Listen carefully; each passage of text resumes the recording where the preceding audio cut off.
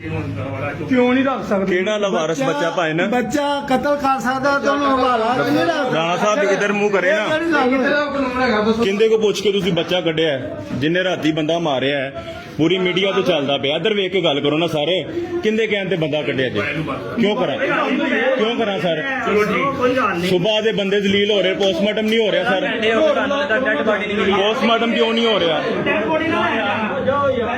Postmortem ਨਹੀਂ ਹੋਇਆ, time ਦੇਖੋ ਕੀ ਹੋ ਰਿਹਾ।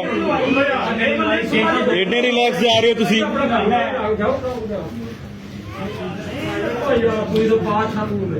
ਜਨਾਬ ਇਹ ਦੇਖ ਸਕਦੇ ਹੋ ਤੁਸੀਂ, ਸ਼ਾਦਰਾ ਟਾਊਨ ਪੁਲਿਸ ਸਟੇਸ਼ਨ ਰਫਾਕਤ ਸਾਹਿਬ। ਇਹ ਜਨਾਬ ਸਵੇਰ 8 ਵਜੇ ਨੂੰ ਫੋਨ ਕੀਤਾ ਤੇ ਜਨਾਬ ਕਹਿ ਰਹੇ ਨੇ ਕਿ ਜੀ ਮੈਂ ਸੋ ਰਿਹਾ ਵਾਂ ਤੇ ਮੈਂ ਨਹੀਂ ਜਾ ਸਕਦਾ ਅੱਜ ਪੋਸਟਮਾਰਟਮ। आजो छोटे भाई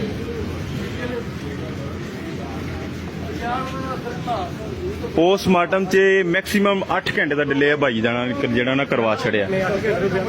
8 ਘੰਟੇ ਤੋਂ ਜ਼ਿਆਦਾ ਹੋ ਗਏ ਨੇ, ਲਵਾਇਕੀਨ ਜ਼ਲੀਲ ਹੋ ਰਹੇ ਨੇ ਤੇ ਇਹ ਆਪਣੇ ਮਸਤੀਆਂ 'ਚ ਹੈਗੇ ਨੇ। सानू इंसाफ नहीं मिलता।